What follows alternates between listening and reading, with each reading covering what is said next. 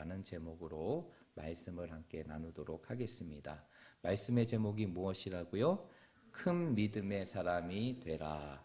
오늘 이 말씀과 같이 오늘 말씀을 통해서 우리의 삶 속에 하나님이 주시는 믿음의 크기가 확장되어지고 우리의 마음이 더 큰 믿음을 소유할 수 있는 하나님의 사람들이 되시기를 간절히 축복합니다. 우리가 계속적으로 이 열왕기하 13장의 말씀을 우리가 함께 나누고 있습니다. 이 피곤할 때 잠을 안 자는 비결은 무엇이냐면 절대 땅을 보거나 다른 사람을 보는 것이 아니라 말씀을 전하는 설교자를 집중하면 절대로 안 졸립니다. 우리의 눈이 설교자에 집중하게 되면 안 좋는데 설교자에 집중해서 벗어나게 되면 그때부터 아주 피곤함 속에서 눈 녹듯 녹는 이 잠의 유혹을 깰 수가 없는 거예요. 그러니까 여러분 마스크도 써가지고 아주 잠자기 좋은 환경입니다. 그러니까 여러분 말씀에 집중하시고 말씀을 전하는 저에게 집중하셔서 오늘 하나님이 주시는 말씀의 은혜를 크게 받으시길 바랍니다. 우리가 계속적으로 이 열왕기하 13장의 말씀을 우리가 함께 나누고 있는데요. 여러분 이 열왕기하 13장의 말씀은 열왕기하 전체 속에서 굉장히 분기점이 되는 중요한 장입니다. 그러면 어떠한 것에 분기점이 되느냐? 이제 솔로몬 이후에 이스라엘이 분열 왕국으로 변하게 되죠. 남쪽 유다와 북쪽 이스라엘로 나누어지게 되고 각각의 통치를 이루어지게 됩니다. 그런 가운데에서 이러한 분열 왕국의 중반기, 이 분열 왕국의 중반기에 마침에 되는 장이 바로 몇 장의 말씀이냐면 13장의 말씀인 것이에요. 그러면 14장부터는 무엇이 이루어지게 되느냐? 그 분열 왕국의 쇠퇴기가 이루어지게 되죠. 그래서 북이스라엘의 멸망부터 시작하여 마지막에는 어느 나라의 멸망까지 이루어지게 됩니까? 남유다의 멸망까지 이루어지게 됩니다. 그래서 이 열왕기하 13장의 말씀은 전체적인 분열 왕국 시대 속에서 이제 중반기를 마치고 이제 이 분열 왕국이 쇠퇴기로 들어가는 그 시작을 알리는 분기점과 같은 것이 바로 13장의 말씀입니다. 그런데 이러한 13장의 말씀은 몇 개의 내용으로 이루어지게 되느냐? 3개의 내용으로 이루어지게 됩니다. 이거는 제가 지난 시간에도 말씀을 드렸어요. 그리고 우리가 그 내용 중에 한 내용들을 말씀을 통해서 함께 나누었습니다. 13장을 이루고 있는 3개의 내용, 3가지의 사건이 있게 되는데 그 3가지의 사건 중에 첫 번째가 바로 어떠한 내용입니까? 어떠한 내용이죠? 우리가 지난 시간에 살펴보았던 예후의 아들이었고 북이스라엘의 11번째 왕이었던 누구의 통치의 내용을 기록하고 있습니까? 여호아하스의 통치의 내용을 기록하고 있습니다. 이게 13장의 첫 번째 내용입니다. 그리고 두 번째 내용은 우리가 말씀을 통해서 살펴보지 않았지만 말씀을 읽지 않았지만 우리가 확인할 수 있는데 10절부터 13절까지의 말씀을 보면 그 내용을 확인할 수 있습니다. 그것은 바로 무엇이냐? 13장의 또 다른 내용은 바로 무엇이냐면 이러한 여호아하스의 아들이었고 북이스라엘의 12번째 왕이었던 누구의 통치를 기록하고 있는 것이에요? 요아스의 통치의 내용을 기록하고 있는 것이 13장의 또 다른 내용입니다. 그리고 이제 마지막 한 가지의 내용이 있는데 그 한 가지의 내용이 바로 어떠한 사건을 보여주고 있는 것이냐? 그 내용은 바로 무엇이냐면 분열왕국 시대 속에서 하나님의 말씀을 대언하고 하나님의 역사를 이 땅에 이루어갔던 어떠한 선지자의 죽음입니까? 엘리사 선지자의 죽음을 기록하고 있는 것이 13장의 마지막 내용이라는 것이에요. 여러분 확인해 볼까요? 13장은 3개의 내용으로 이루어졌다. 그 3개의 내용은 첫 번째, 누구의 통치? 여호아하스의 통치의 내용이 기록되고 있고 두 번째로는 그의 아들이었던 누구의 통치? 요아스의 통치를 기록하고 있고 그리고 마지막 세 번째로는 누구의 죽음? 엘리사 선지자의 죽음을 기록하고 있는 것이 13장의 내용입니다. 그러면 오늘은 이 3개의 내용 가운데 이제 어떠한 말씀을 함께 나누고자 하느냐? 바로 이 13장의 마지막으로 담겨져 있는 엘리사 선지자의 죽음에 대한 사건을 오늘 말씀을 통해서 함께 나누도록 하겠습니다. 여러분, 오늘 본문의 말씀을 우리가 읽었잖아요. 근데 오늘 본문의 말씀을 쭉 읽어보면 엘리사의 죽음을 기록하고 있는 단락이긴 하지만 실제적으로 엘리사 그 자체의 죽음보다는 그 엘리사가 죽음의 순간에 이뤘을 때 그 요아스의 믿음과 행위의 내용을 기록하고 있는 것이 오늘 우리가 읽었던 이 본문의 말씀이에요. 그러면 어떠한 내용이 이루어져 있는지, 어떠한 내용이 채워져 있는지 우리가 말씀을 보면서 조금 더 구체적으로 살펴보게 되면요. 오늘 우리가 읽었던 14절의 말씀을 한번 보십시오. 14절의 말씀에 보니까 엘리사 선지자가 무엇이 들게 됩니까? 죽을 병이 걸리게 돼요. 이 죽을 병이 뭐 어떠한 병인지 구체적으로 성경이 언급하고 있지는 않지만 이제 엘리사 선지자의 마지막 마침을 찍게 되는 그 죽음의 순간이 엘리사 선지자에게 찾아오게 됩니다. 그런 가운데에서 이 소식을 듣고 누가 엘리사 선지자에게 다가오게 됩니까? 달려오게 됩니까? 그렇죠. 바로 북이스라엘의 12번째 왕이었던 요아스가 그 소식을 듣고 달려오게 됩니다. 그리고 어떻게 하게 되느냐? 그러한 엘리사 선지자의 모습을 보고 눈물을 흘리며 애도하게 돼요. 그런데 우리가 여기서 주목해서 보아야 될 것이 있어요. 오늘 이러한 요아스의 애도의 모습, 이제 죽어가는 엘리사 선지자를 바라보면서 슬퍼하는 그 요아스의 모습은요, 실제적으로 엘리사가 죽는 과정에 있기 때문에 슬퍼하기보다는 한 나라의 지도자요 통치자였던 왕의 자리에 있던 요아스가 이제 민족과 나라의 미래에 대한 걱정의 눈물이 더 컸다는 것이에요. 사실 우리가 오늘 말씀은 읽지 않았지만 11절의 말씀을 보게 되면 이 요아스가 하나님 앞에 어떠한 존재였는지를 성경이 평가하고 있는데 11절의 말씀에 보니까 그는 여호와 보시기에 선을 행하는 자가 아니라 악을 행하는 자였고 어디의 죄에서 떠나지 않았습니까? 여로보암의 죄에서 떠나지 않았어요. 그의 선대 왕이었던 자, 그리고 그의 아버지였던 선대 왕으로부터 그 죄악의 모습을 보았음에도 불구하고 그 죄악의 모습을 떠나지 않았던 사람이 요아스입니다. 이러한 요아스가 엘리사 선지자, 하나님의 선지자의 죽음 앞에 사실상 슬퍼하고 애도할 이유가 없어요. 그런데 이 엘리사 선지자의 죽음 앞에 이 요아스가 슬퍼할 수 있었던 것은 이제 자신이 다스릴 나라의 미래에 대한 걱정이 물밀듯 자기에게 넘쳐왔기 때문이에요.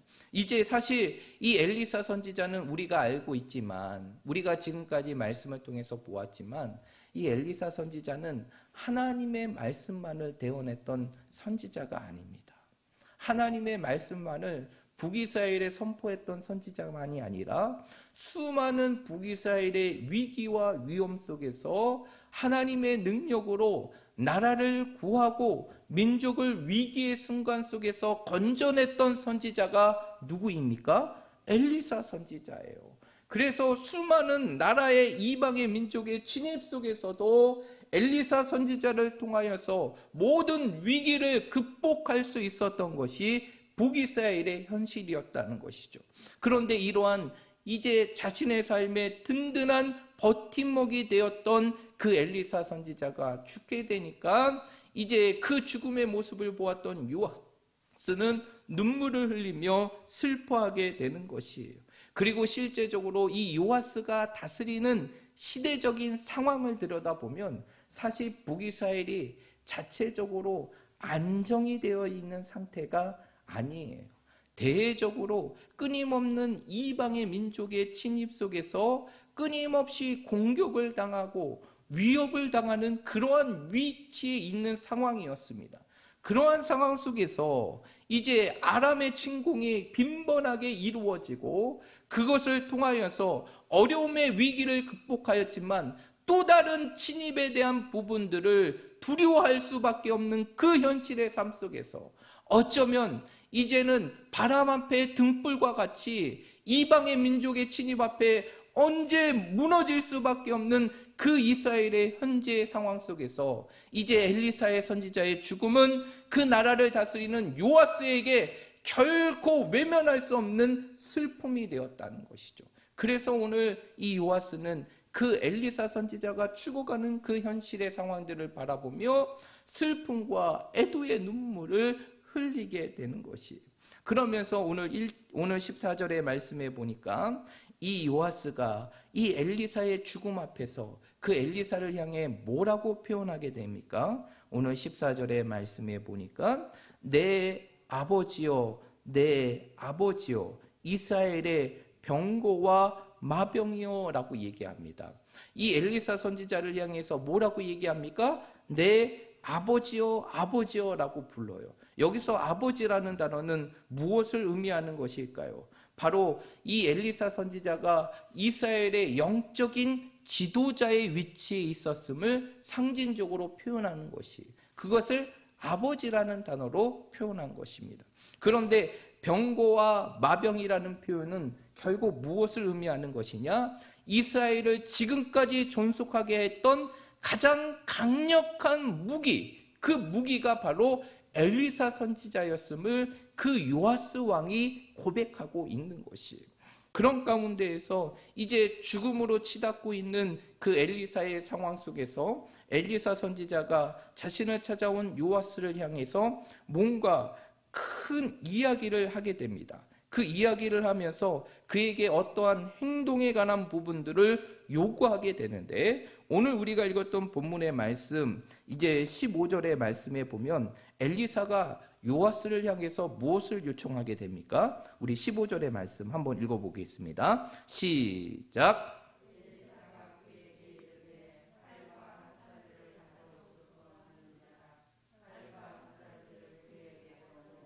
네, 오늘 15절의 말씀에 보니까 엘리사 선지자가 이제 요아스 왕에게 뭘 요청하게 되느냐? 활과 화살을 가져오다고 얘기하게 됩니다. 그러면서 어떻게 하느냐? 이 16절부터 이루어지는 그 상황들을 자세히 읽어보면 이제 그 엘리사 선지자가 이 요아스 왕과 함께 어떠한 액션, 모션을 취하게 돼요. 그런데 그 모션이 어떻게 되느냐? 우리가 잘 알고 있지만 우리가 활을 쏠 때는 어떻게 합니까? 일단은 활을 잡게 되죠. 활을 잡고 그리고 줄을 당기게 됩니다. 그리고 화살과 함께 줄을 놓으면서 화살이 나아가고 이제 그 화살이 공격의 무기가 되는데, 오늘 16절의 말씀에 보니까 이 엘리사 선지자가 어떠한 액션을 취하게 되느냐? 왕이 활을 잡게 돼요. 활을 잡게 되니까 그 활을 잡은 왕의 손에 위에 누구의 손을 얻게 됩니까?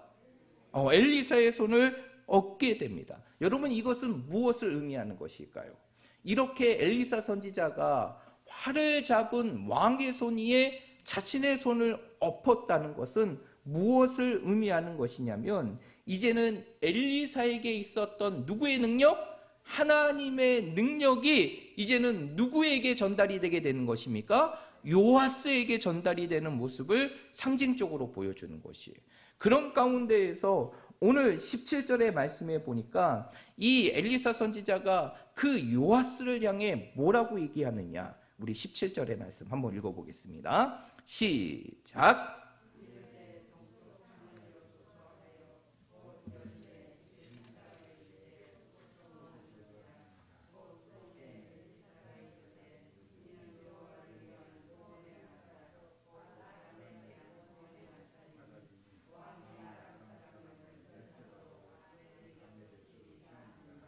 아멘. 오늘 17절의 말씀에 보면 이 엘리사 선지자가 아주 중요한 얘기를 합니다. 일단은 활을 잡고 있는 왕의 손을 자신의 손에 얹고, 자신의 손으로 얹고 그 왕을 향해서 어디를 열어라 라고 말하고 있습니까? 동쪽의 창을 열으라 라고 얘기해요. 그런데 이 동쪽의 창이라는 것이 어디를 상징적으로 보여주는 것이냐? 실제적으로 성경의 학자들이 확인한 결과 이 동쪽의 창은 현재 엘리사 선지자가 있는 위치에서 동쪽을 의미하는데, 그 동쪽은 바로 어떠한 나라의 위치를 설명하고 있느냐? 아람의 나라의 위치를 설명하고 있는 것이. 그러면서 이제 아람이 보이는 그 동쪽을 향하여 창을 여십시오라고 얘기합니다. 그리고 뭐라고 얘기하느냐? 엘리사가 이렇게 얘기합니다. 그곳을 향하여 화살을 쏘십시오라고 얘기하죠. 그런데 더 중요한 것은 그 이후에 엘리사의 고백이에요. 엘리사가 뭐라고 얘기하느냐? 이는 여호와를 위한 구원의 화살이며 곧 아람에 대한 구원의 화살이니 왕이 아람 사람을 무하도록 멸절하도록 어디에서 치리이까? 아벡에서 칠 것이다 라고 얘기해요. 그러면서 지금 왕이 쏘는 화살은 어떠한 화살이라고 말하고 있습니까? 하나님의 구원의 화살이고 아람으로부터 하나님께서 이스라엘을 지키시는 구원의 화살이 될 것이다. 그러면서 이제 왕이 이 아람의 민족을 멸절하도록 아벡이라는 곳에서, 아벡이라는 곳은 어디냐면 아람의 지역의 하나의 군사의 요충지예요. 그 아벡에서 그 아람의 모든 민족을 치고 그들을 멸절할 것이다 라는 얘기를 하게 됩니다. 그러면서 오늘 우리가 읽었던 18절의 말씀에 보니까 이 엘리사 선지자가 이 요아스 왕에게 한 가지를 다시 요청하게 됩니다. 다시 요청하게 돼요. 그 요청은 바로 무엇입니까? 오늘 18절의 말씀에 보니까 화살을 짚고 그리고 그 화살을 집은 손으로 무엇을 치라고 말하고 있습니까? 땅을 치라라고 말하고 있어요. 그런데 몇 번 치게 됩니까? 3번 치게 돼요. 그런데 그 이후의 말씀에 보면 19절에서 하나님의 사람이었던 엘리사가 어떻게 합니까? 진노하게 돼요. 왜 진노했을까요? 아니 엘리사 선지자가 화살을 집으라고 했고 그 화살을 집은 것으로 땅을 치라고 했음에도 불구하고 이 요아스 왕이 땅을 3번 쳤는데 왜 엘리사 선지자가 그러한 모습을 보고 진노하였을까요? 그것은 바로 무엇이냐? 지금 당신 앞에 있는 화살은 어떠한 화살입니까? 하나님의 구원의 화살이고 이제 아람을 칠 수 있는 하나님이 주시는 구원의 화살임을 이미 몇 절에서 설명했습니까? 17절에서 설명했어요. 그러면 그 화살을 땅에 치라는 것은 결국 무엇을 상징하는 것입니까? 이스라엘이 이제는 그 아람의 민족을 치게 되는 것을 의미하게 되는 것이죠. 치게 되는 것을 의미하게 되는데 결론적으로 이 요아스는 몇 번밖에 치지 못합니까? 3번밖에 치지 못하게 돼요. 3번밖에 치지 못했던 이유가 뭘까요? 뭘까요? 무엇이 없었기 때문입니까? 뭐가 없었기 때문입니까요? 그렇죠. 믿음이 없었기 때문이에요. 믿음이 없었던 것이에요. 그래서 그 19절의 말씀에 보면 엘리사 선지자가 분노하며 그 요아스를 향해 뭐라고 얘기합니까? 왕이요, 왕이 5번, 대6번을 칠 것이었었는데 그렇게 쳤으면 아람을 완전히 진멸할 수 있었는데 당신이 3번밖에 치지 못하였기 때문에 결국 아람의 민족을 3번 칠 것입니다 라고 얘기하게 됩니다. 결론적으로 이제 지금 아람의 위기 속에 있는 북이스라엘의 현실의 상황 속에서 엘리사 선지자는 누구에게 기회를 준 것입니까? 요아스 왕에게 기회를 준 것이에요. 아람으로부터 벗어날 수 있는 그 기회를 준 것이에요. 그 기회를 줬음에도 불구하고 이 요아스 왕이 그 기회를 찾지 못했던 것은 무엇이 없었기 때문에? 믿음이 없었기 때문에 자신의 눈에 보이는 현실의 삶보다 하나님이 주시는 그 믿음과 말씀을 보아야 함에도 불구하고 그것을 보지 않고 현실에 갇혀서 믿음이 없음으로 인하여 결국에는 아람의 모든 민족을 멸절하며 진멸할 수 있는 기회를 자신의 인생의 삶 속에 놓치게 됩니다.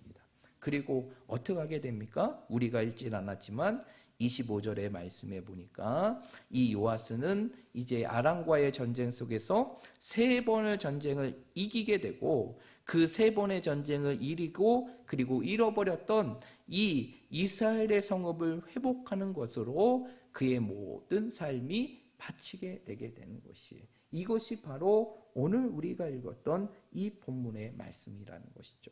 그러면 오늘 이 본문의 말씀을 통해서 오늘 요아스와 그리고 이 엘리사 선지자의 관계 속에서 이 엘리사 선지자를 통하여서 이 요아스가 보여줬던 그 행동의 모습을 통하여서 오늘 이 시대를 살아가는 우리들이 우리의 삶 속에 기억해야 될 중요한 메시지가 있는데 그것은 바로 무엇이냐?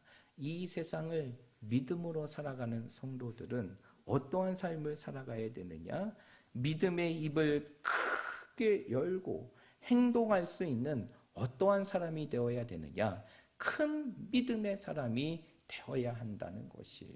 여러분, 오늘 이 말씀을 통해서 우리에게 주시는 하나님의 말씀은 믿음이 얼마나 중요하고 우리가 이 세상 속에 어떠한 믿음의 사람이 되어야 될지를 우리에게 가르쳐주고 제시해주는 거예요. 그런데 그 하나님의 가르침은 바로 무엇이냐? 이 시대 속에서 작은 믿음의 사람이 되는 것이 아니라 우리가 이 시대 속에서 어떠한 믿음의 사람이 되어야 한다는 것입니까? 큰 믿음의 사람이 되어야 한다는 것이에요. 저는 오늘 우리 이 말씀을 듣는 우리 모든 성도들이 이 말씀을 통해서 여러분의 믿음의 그릇을 넓히고 그 믿음의 역량을 더 크게 회복함을 통하여서 이 시대 속에서 하나님의 위대한 역사를 이루어갈 수 있는 큰 믿음의 사람이 되시기를 주님의 이름으로 축복드립니다. 잠자는 자들은 이 축복을 못 받게 되는 것이에요. 오늘 믿음으로 고백하는 자들만 이 축복을 받는 줄 믿으시길 바랍니다. 그래서 오늘 본문의 말씀은요, 결국 오늘 요아스의 모습을 통해서 결국 우리가 가져야 될 것은 작은 믿음이 아닌 큰 믿음의 모습임을 보여주고 있는 것이에요. 앞에서도 설명했지만 요아스에게는 자신의 인생, 자신의 나라의 위기의 상황들을 한순간에 해결할 수 있는 기회가 찾아왔어요. 그런데 그 기회를 잡지 못하고 결국 일부의 은혜로 멈출 수밖에 없었던 것은 그에게 무엇이 없었기 때문에? 믿음이 없었기 때문에, 믿음이 부족하였기 때문이에요. 여러분, 우리가 인생의 삶을 살아가면서 늘 우리에게 주어지는 현실과 믿음 속에서 갈등하는 삶을 살아갈 수밖에 없어요. 늘 눈에 보이는 현실의 삶을 바라보면서 우리는 현실을 따라갈 것인지 아니면 하나님이 주시는 말씀을 따라 믿음의 인생의 삶을 따라가야 될지, 이것이 늘 우리의 삶 속에 갈등으로 나타나게 됩니다. 그래서 현실과 믿음 속에서 무엇인가를 선택해야 되는 결정 속에서 끊임없이 갈등하고 고민하는 것이 우리의 삶이라는 것이죠.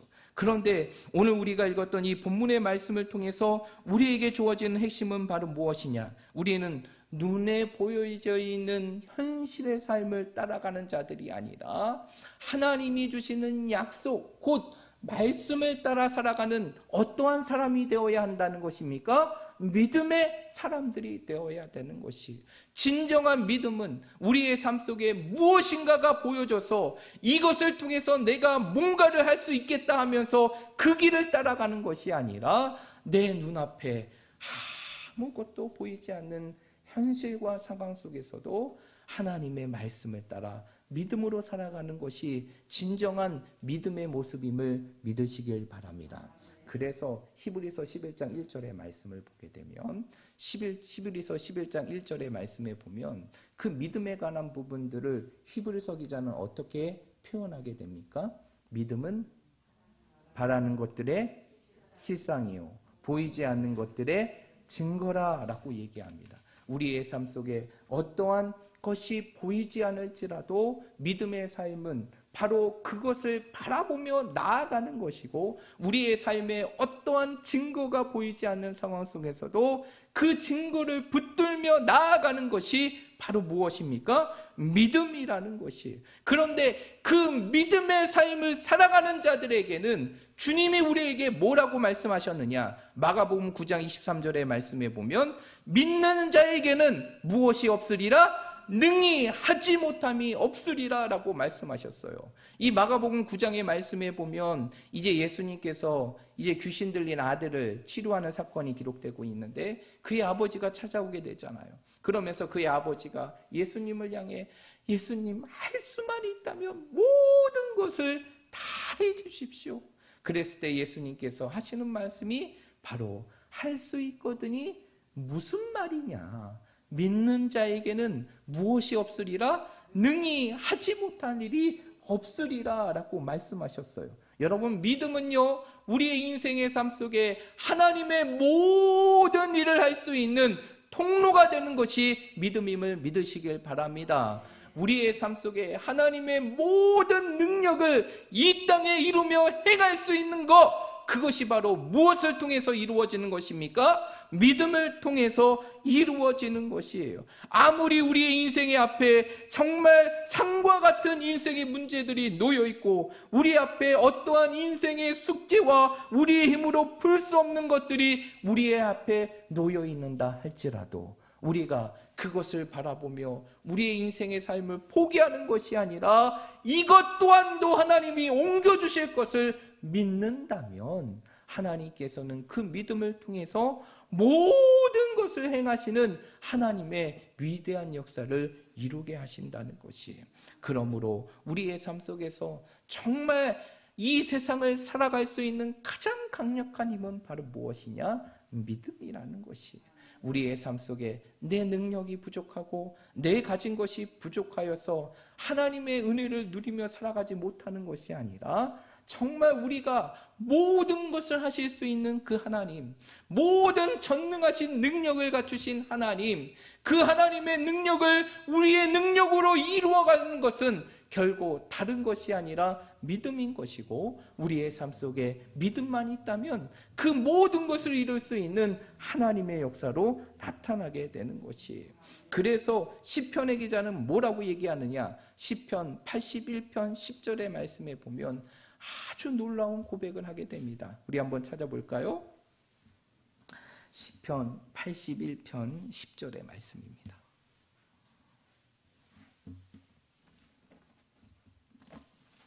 시편 81편 10절의 말씀이에요.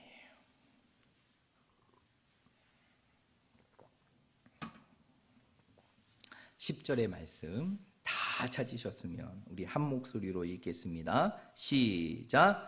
나는 너를 애굽 땅에서 인도하여 낸 여호와 내 하나님이니 내 입을 크게 열라 내가 채우리라. 아멘. 오늘 이 말씀을 보면 시편의 기자가 뭐라고 얘기합니까? 우리의 입을 크게 열라. 그리하면 뭐하리라? 채우리라 라고 얘기해요. 여러분, 우리의 인생의 삶 속에 믿음의 입을 크게 열고 우리의 믿음의 것을 크게 가지면 하나님께서 그 모든 것들을 그 믿음대로 이루어 주심을 믿으시길 바랍니다. 그러므로 우리의 삶 속에서 하나님이 모든 것을 하실 수 있는 전능하신 하나님이라는 사실을 믿는다면 그 하나님 안에는 능히 하지 못한 일이 없다는 사실을 우리의 삶 속에 믿는다면 하나님께서는 우리의 인생의 삶의 모든 것을 이룰 수 있는 분이라는 사실을 우리가 믿는다면 그 믿음으로 나아갈 때 우리 앞에 능히 하지 못한 일은 없게 되는 것이고 우리의 삶의 모든 것이 하나님의 위대한 역사로 채워지는 하나님의 능력의 삶이 될 것입니다. 그러므로 우리 사랑하는 모든 성도들이 오늘 이 말씀을 가지고 여러분의 삶 속에 믿음의 역량을 크게 가지시길 바랍니다.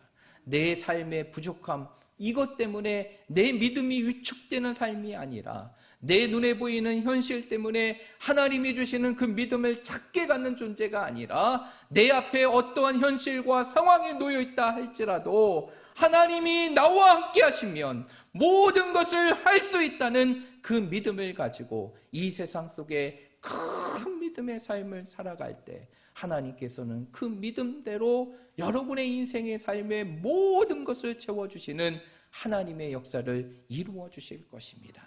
그러므로 우리 사랑하는 모든 성도들이 믿음의 힘을 크게 가짐을 통하여서 날마다 우리의 인생의 삶 속에 모든 것을 풍족하게 채워주시며 모든 것을 이루어주시며 모든 것을 행해가 하시는 하나님의 위대하심을 경험하며 살아가는 우리 모든 믿음의 성도들이 되시기를 간절히 축복드립니다.